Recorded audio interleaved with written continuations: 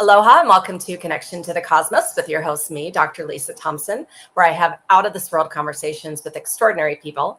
And today I'm really excited to have my guest, Amy Painter, on. And we're going to bring her on in just a moment. But first, just a couple of announcements. If you haven't had the opportunity yet to grab my free 20-minute meditative journey to meet your galactic family and guides, make sure you do so on my website, mysticmanta.com or drlisajthompson.com. And for those of you that are in the healing field, I am teaching my Galactic Ascension Channel certification program February 22nd and 23rd online. So this is something that can add on to your modalities or can be really to strengthen what you already do.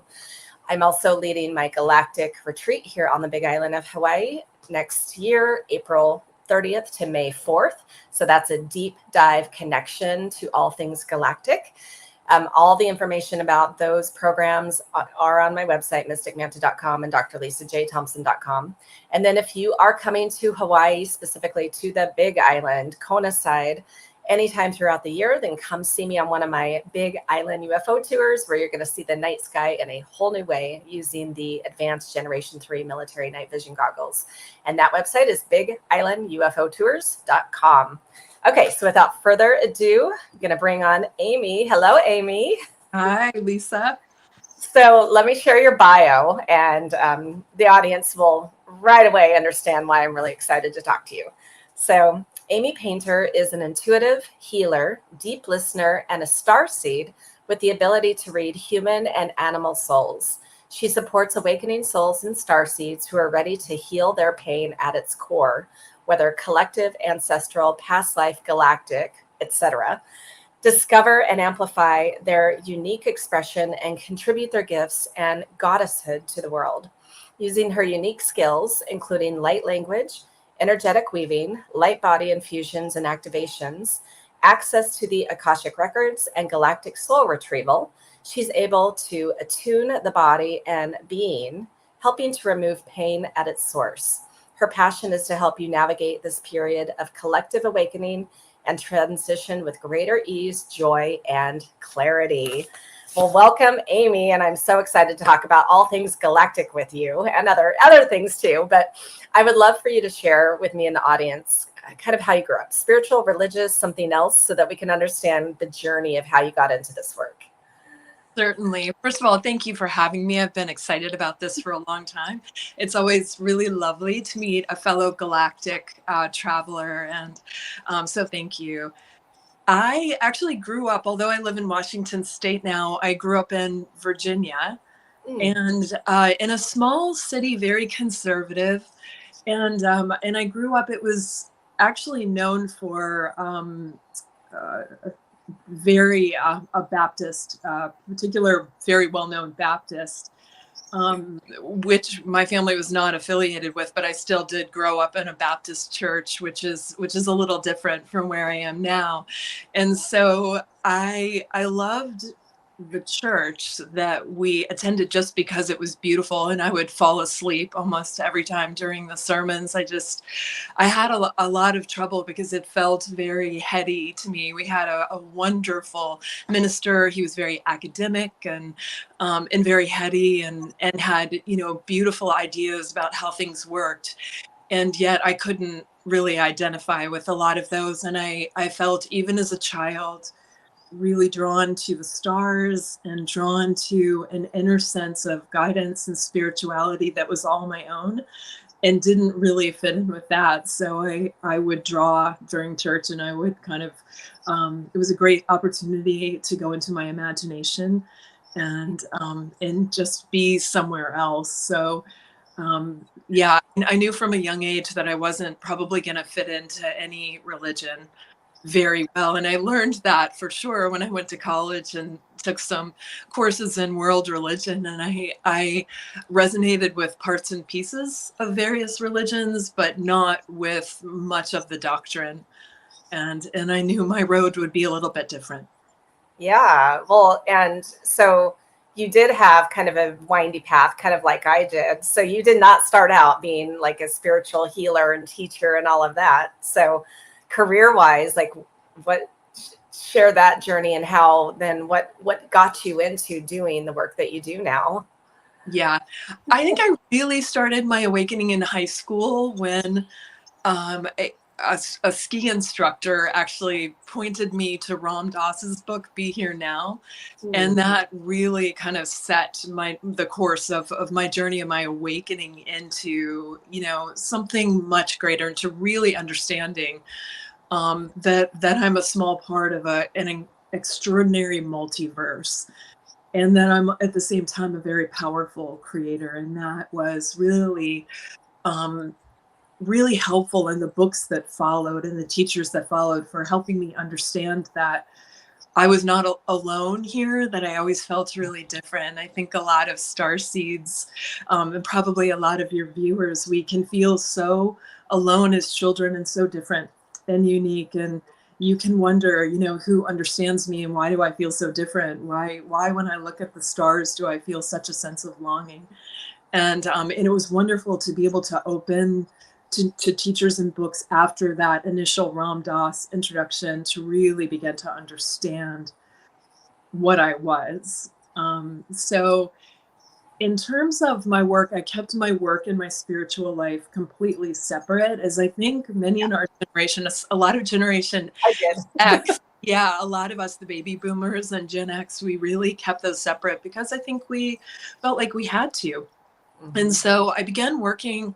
My first job after graduate school was actually fabulous. It was working for Christine Northrup, was one of the MDs that I worked for. I worked for a publishing firm that was then called Phillips Publishing, and I worked on Chris Northrup's newsletter, Health Wisdom for Women, which was a wonderful experience because I was really interested in holistic medicine and spirituality and all of the things that Chris loved to write about at that time, and still does, just not through that newsletter any longer. And I worked for several other holistic, one holistic vet and another holistic MD there, and which was incredible. And then I moved to the West Coast, and again, that was the only time I would say my spiritual life overlapped a little bit with the work that I did. And then I moved to the West Coast for a while and worked in the arts, which was great, always doing communications and marketing work.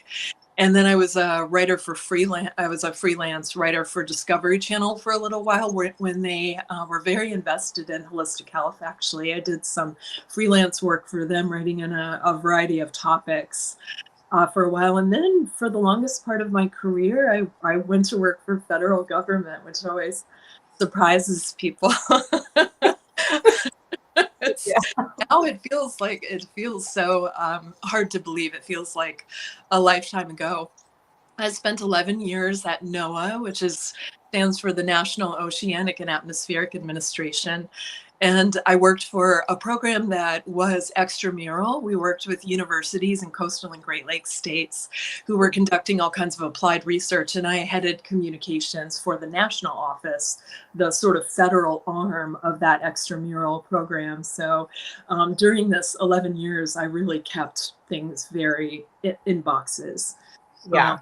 Yeah. And then from there, I went on to a private school to head up their communications and branding, marketing efforts, and then to 2 universities after that, and then one more prep school before I left to launch my own business. I really by then had found, my calling, and gotten a coaching, done a year-long Gestalt coaching program, and really began to build the infrastructure underneath me, so that I felt like I could leave one world, what felt like kind of a 3D world that was providing paychecks and friendships, but not feeding my soul. And my soul was, for a long time, I felt a really powerful drive to do work that was contributing to a higher good, that felt like it was of service, and not just service, but joyful service, to help people and support them in their own evolution of consciousness, in their own awakening, in their own journeys.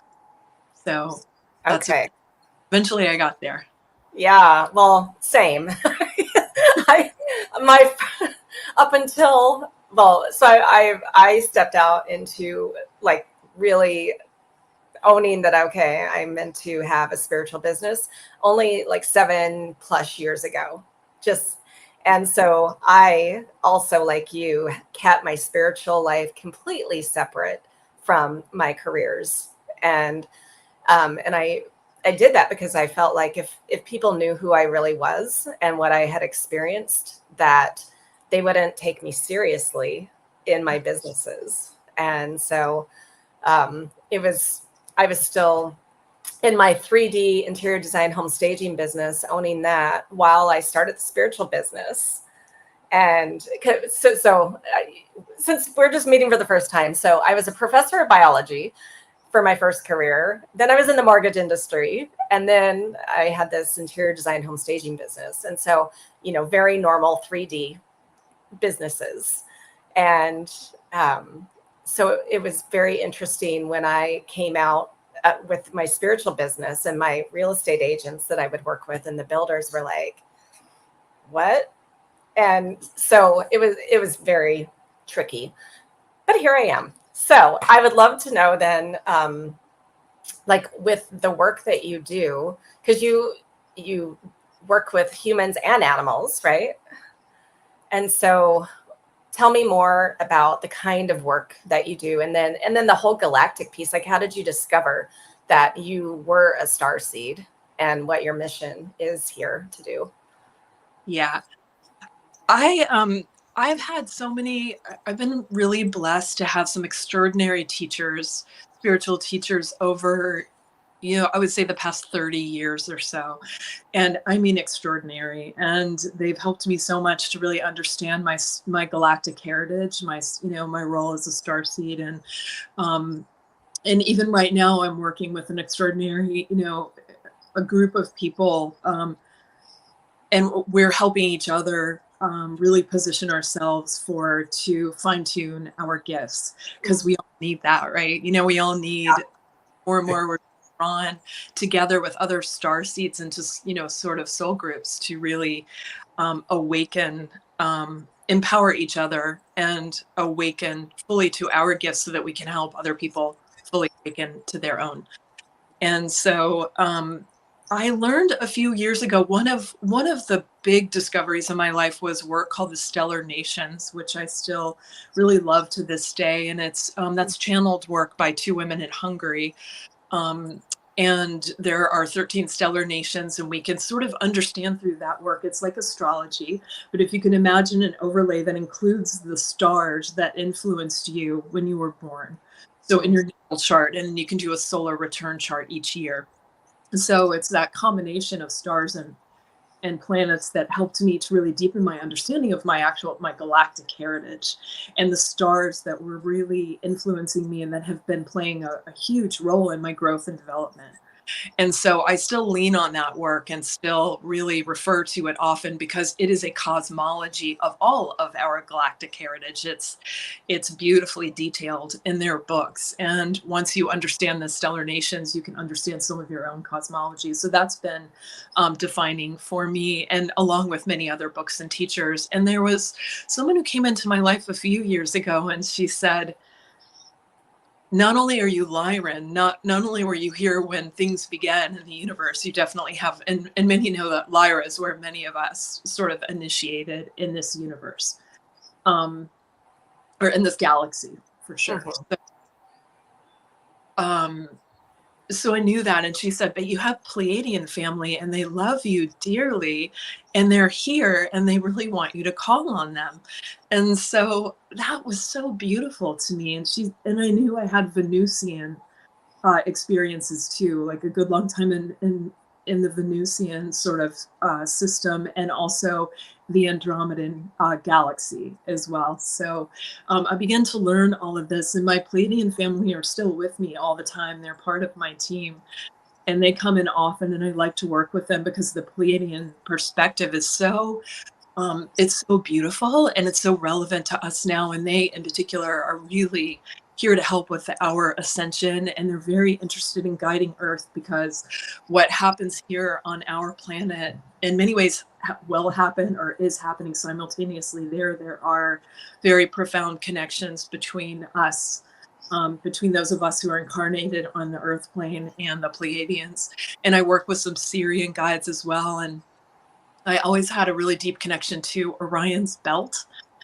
And, there's some beautiful stars in Orion and some that are going a little bit dark. And there's some interesting cosmology around some things that are happening in Sirius and also Orion. But I still think those belt stars in particular are really powerful portal stars. And it's a joy to look up and see them. And I, like a lot of people, also am really connected to the Great Bear constellation. So the Big Dipper, the Small Dipper, and the Southern Cross are all really precious and special to me. And it's because I now understand from some of the work that I've done that I've initiated through stations on these stars where many of us and many of your viewers will have gotten masteries from certain stars that we see every night. You will have learned different things, healing arts, medicine, courage, bravery, how to develop your psychic gifts. These are the things that we learn as galactic souls, and we have to learn a lot to be able to incarnate here on Earth, because Earth is not a place for cowards. It is only the brave who come here, and it's hard to get a ticket. And so those of us who come to do teaching, like you, who do healing work, and who are helping people awaken and step into their full, really potentiate their greatness and their gifts, we require a lot of training, and we have to kind of prove ourselves before we're even allowed to come into this Earth experience. So it's an honor. It's not the easiest place, but it's an honor to be here. So that's kind of a very general look at my star heritage. I'm happy to go into detail, but that's a broad brush view. Okay, well, I love that. And, most of the different stars and systems that you talked about, I have connection with as well, of course. Like, there's, okay, where do we want to go from here? So knowing all of that, how has that helped you in your life particularly? Yeah, it's helped me. I think I understand now many of my gifts and abilities kind of based on where I've come from. Some, when you know some of the gifts and attributes of various star systems and galactic, spaces and places, I think we can understand what we were doing there better. And so the masteries we've developed that are latent, but awakening. And the Earth now, we're going through so many changes, so many upgrades every day, especially now. I would say we're in some of the most intense times I think we've had, for sure. And so we're awakening we're remembering who we are. We're awakening those gifts, those masteries that we've acquired in other lifetimes, in other galactic expressions, and here on Earth too, in earthly lifetimes. So that's really relevant to me, to our awakening. And it helps me also now when I work with animals. My favorite piece of working with animals is actually when they come in and they want to tell me a story about their oversoul, about their soul, why they're here, what they're really here for. Because animals have huge missions, and it's not just to make their humans happy. It's bigger than that, but they are here in many ways to support us, to heal us, to love us, to empower us, and to protect. And they have their own missions as well.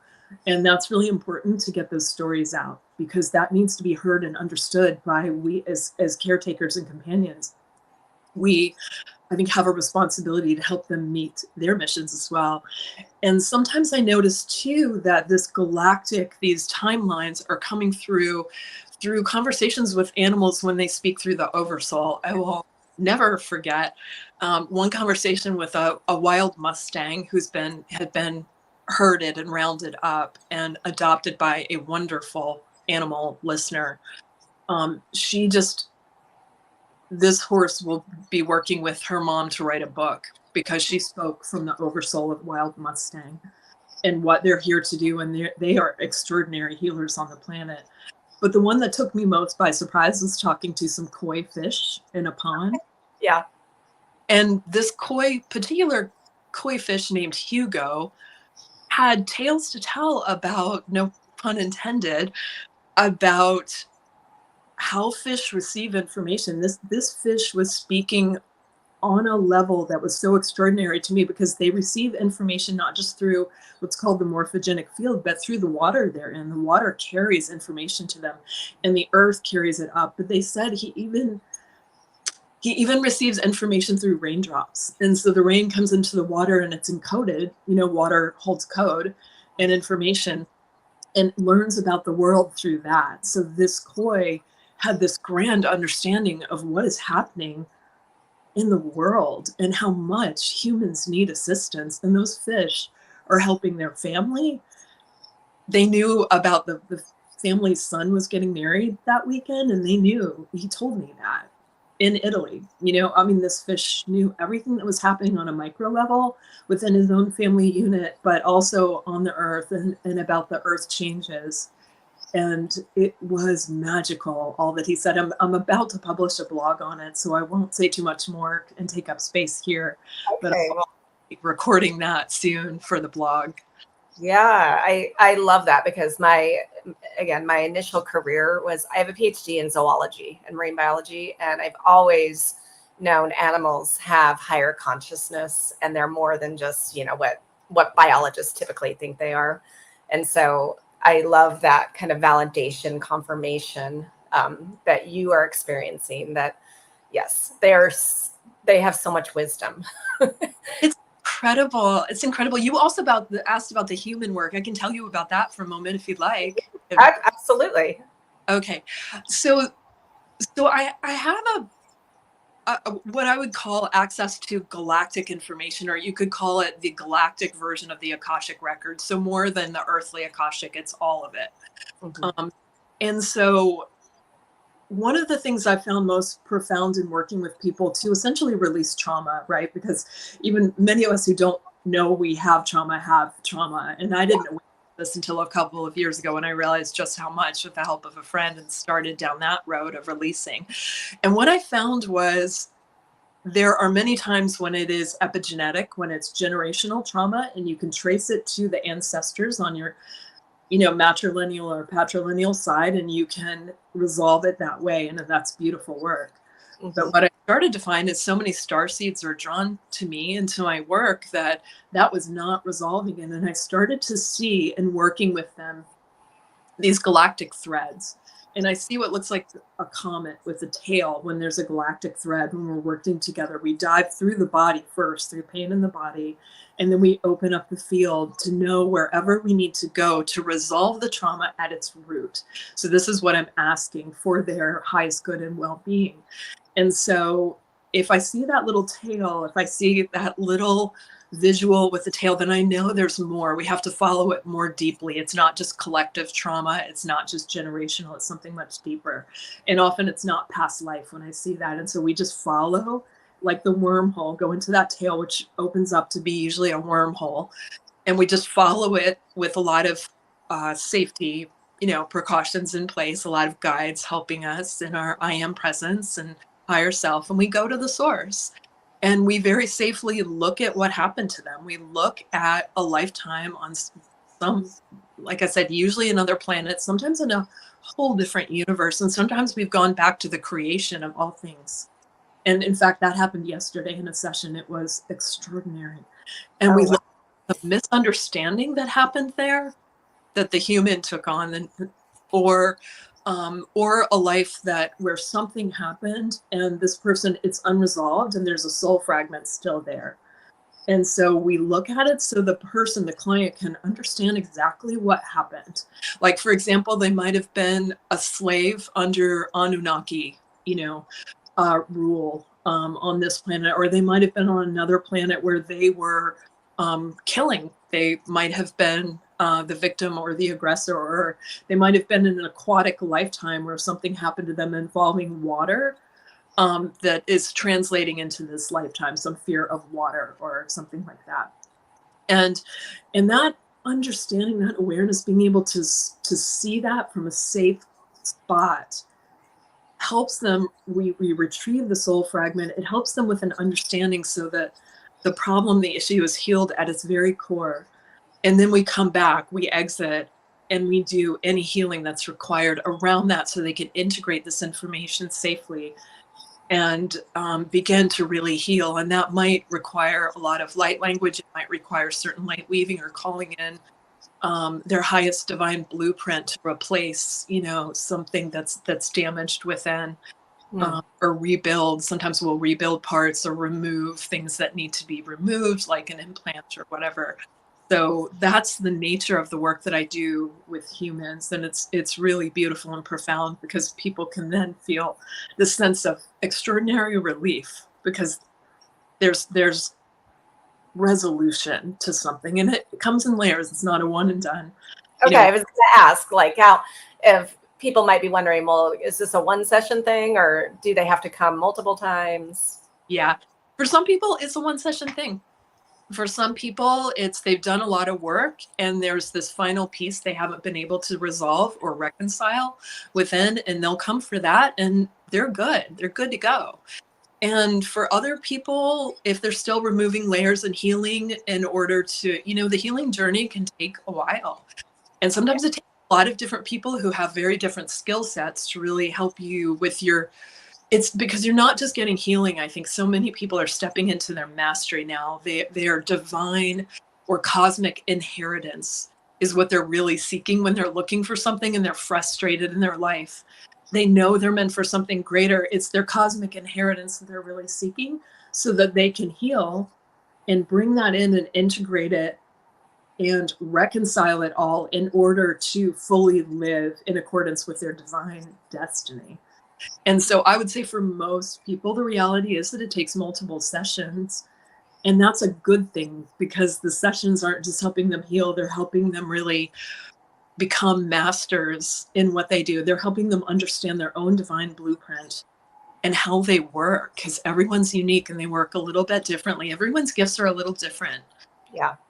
And where they come from and all of that. They can get valuable information about all of those things that bring together the soul fragments and then bring together the question marks about who am I? What are my gifts? What am I here to do?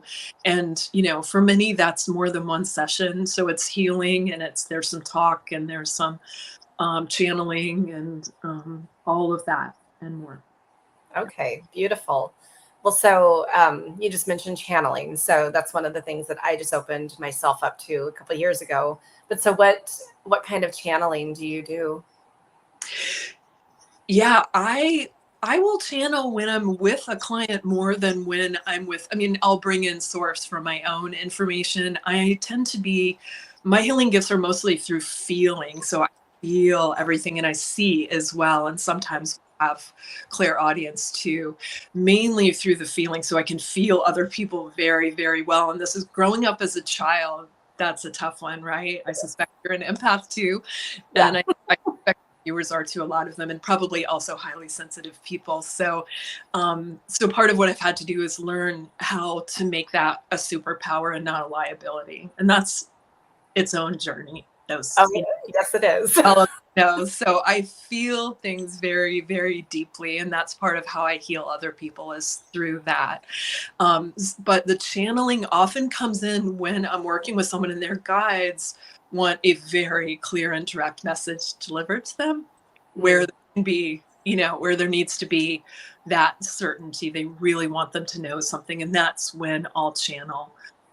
Most of the time when there's just something they really need to know, a message that's really important for them to integrate in that particular way, in addition to the healing that we're doing in the light language and the weaving. And so, yeah. Okay. So I'm assuming that this is the kind of work that you can do like remotely, right? They don't have to be in person with you. No, I do most of my work remotely. In person is always fun for people who live in Washington State. I'm located in Bellingham, which is about an hour and a half north of Seattle and also pretty close to Vancouver, Canada. So I work with some Canadian clients as well. And but predominantly the bulk of my work is done online, and it's absolutely as magical to do it over a Zoom session or over phone as it is in person, because, we are not really truly constrained by space and time. So we can work together in this way and have it be extraordinarily powerful. Yeah. So for the work that you do, like how quickly can you tune into someone and like what they're meant to be doing, or, Yeah. Generally pretty fast. I will say though, it always depends on the person. So I don't know if this has been your experience, but when people come to you and they're really open and they're really, really ready, and often it's because they've been brought to their knees. Often the people who come to me, I'm often healing healers, but they don't always know that they're healers. They're in a job that they loathe or in a marriage that is not working for them, and they're on their knees. They're feeling the intensity of the earth energy. They're feeling the intensity of their calling to step up and do more. They know they can do more. They're frustrated. And so when people come like that, and they're open and they're ready, they're just so ready, and they're willing. They're yeah, willing to work with spirit. They're willing to do their work. They're willing to feel the pain too, because, trauma in and trauma out, we've got to have some courage to look at our trauma, and I can remove it as painlessly as possible. And yet, the person I'm working with has to be willing to look within and to feel it, because that's where we start, is in the body. It's really feeling what's calling to you. Where are you in pain, emotionally or physically? Because that's going to be our diving in point. That's our entry point yeah, into the real work. And so if they are willing and ready and truly want to shift and grow, and they're willing to really feel, then we can work pretty fast. And if they're not, it's gonna be a harder, longer road until mhm. they are able to open a little bit. Yeah, I totally resonate with that, because growing up and then, for a lot of my adulthood, I would just compartmentalize because I didn't want to feel. But that's also how I was able to achieve things, because I didn't let whatever was going on in the emotional side of myself affect what I was doing. But then that was building up, in my body. So, You feel so multidimensional too, that you're doing things on so many levels all at the same time, and you were as a child too. So mhm. I see where you would have been good at compartmentalizing, because you can do that. You can do a lot of things at once, and you can keep those things separate when you have to be in a particular time and space, a point in time and space. You can do that because you are so multidimensional. Yeah. My human though, now I do allow myself to be in the emotions, Good. to let it express. And yeah, so but that's been something I've had to learn how to do. It's sad, because we're told that, especially as women, I think we're told that our emotions are so embarrassing. Like, don't let those show. I mean, I was told in meetings at Noah, like, you were a little emotional in that meeting. Things like some of the natural things we feel, like rage, which happens in the workplace, like anger at injustice, or even joy and passion, are shut down in women. We're told that does not belong in the workplace, or sometimes in our families it's not allowed, it doesn't belong. And yet it is our most important. Our emotions are the key to everything, as are our inner children, who are often the beings expressing that emotion, until we give them our attention. Mhm. Um, it's so critical to work with inner children and to hear them and to meet their needs. And they are a part of our team, our galactic team. And we can do very little without them, because they bring the imagination and the wonder in the purity, and it's beautiful. They're so important to this journey, and without our emotions and without feeling them, we can't have a chance of releasing what blocks us, of releasing our wounding. And the feelings guide us to our greatness. I really believe that, like, we are meant to feel and to express, and that is, our emotions will guide us where we need to go. And when we suppress them is usually when we get into a lot of trouble, when we don't listen. Yeah. Well, and that's what, if we're not processing those emotions, that's where we tend to get trapped Yes. emotions stuck in the body, which then will create physical illness. Exactly. Yeah. Yeah. And that's rampant now. We see that all over the place. And the good news is that through work, the type of work that we do and the wonderful people you interview, there are many people on the planet who are able to help people release that from when it is trapped in the body. Yeah. We can, I firmly believe, heal our trauma. And I believe we can heal it. Some people don't, but I see where people are able to release it when they're willing and ready to do the deep dives into the work and to look at the shadow and to journey a little bit and really go to the source and reconcile it. I believe it really can, and I've seen that. But at the very least, doing work like what we're doing will help people to at least, they don't want to go all the way, or they're blocked in some way. There's still beautiful ways to work with trauma, to soften it and to navigate it in ways, and to self-soothe, and there's so many beautiful, beautiful ways that we can attenuate it, that we can observe it and not have it run us anymore. Yeah. Beautiful. Well, so what else would you like the audience to know about either you or the work that you do, or any greater wisdom to share as well? Oh, that's such a beautiful question. Gosh, thank you. I'm just going to sit with that for a second. I'll start with, if it's okay to share my website, I would love to invite you to visit. It's kindredbeings.com. And that's, kindred beings meaning both humans and the animals with whom we share the planet. So I have spaces on the site where I work with both, and you can kind of navigate your way through that. And I always love when people sign up for my mailing list. I write periodic blogs, and with some more to come soon. So yeah, that is my work in this world. And I'm feeling especially called. I love working with men, and I have several male clients, and I worked with a really wonderful man yesterday.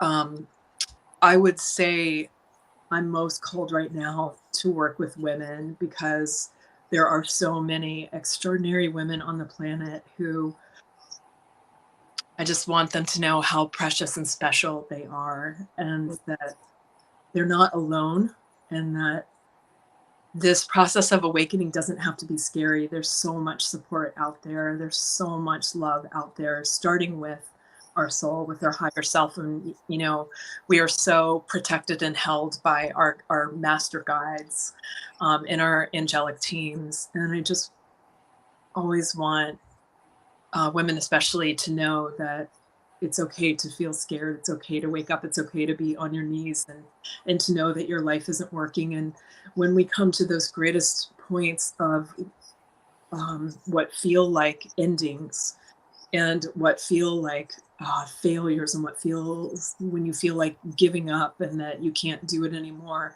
is when you're on the verge of a quantum leap, of an incredible breakthrough that will change your life, if you can just ask for help and be willing to receive it, and know that when we ask, like, it truly is given. We will receive the teachers, we'll receive the mentors, the healers, the people, the animals, the whatever is needed to help them get to the next step. But I just want people to know not to lose hope. This is a really intense period of awakening on our planet, and it's scary, and it's scary to wake up and feel alone. And we're here. So many of us are here to support people in that journey, and to love them, and to see them for who they are, and to know them, and to honor them for who they are as they are. And so that support is out there. And to all the people watching, just know how beautiful and amazing you are, and that you are loved. Beautiful. Absolutely beautiful. Well, okay, so you've shared your website. What socials can people find you on? Yeah, probably the best way to access the socials is there. there might be more than one Kindred Beings on Instagram and Facebook, but that's where I mostly play. I am thinking about developing the YouTube as well. So Kindred_Beings on Instagram and I believe Facebook as well. You can also just point to them. I point to them from the kindredbeings.com website as well. Perfect. Well, Amy, thank you so much for being here with me today. And I for those of you who really resonate with what Amy says, please reach out to her, join her mailing list, all of that. And yeah, the more of us, this is partly why I do the show, is so that, you know, there are going to be different people that resonate with different people. And I love that you shared that there are many ways to go about this healing process and this awakening process. And sometimes we need a lot of different kinds of modalities. It's not just one and done. And so, like, for my life, I've explored so many different things. And so I just appreciate your outlook on that. And thank you for the work that you do on this world, and universal as well. Oh, thank you. I come from a different universe, but I'm really delighted to be in this one. It's an honor. It's an honor to talk to you and to work with someone else who's making a big difference on the planet. And I thank you, Lisa. Yeah, thank you. And for those of you watching or listening, thank you for your time. And I'll see you next time on Connection to the Cosmos. Aloha.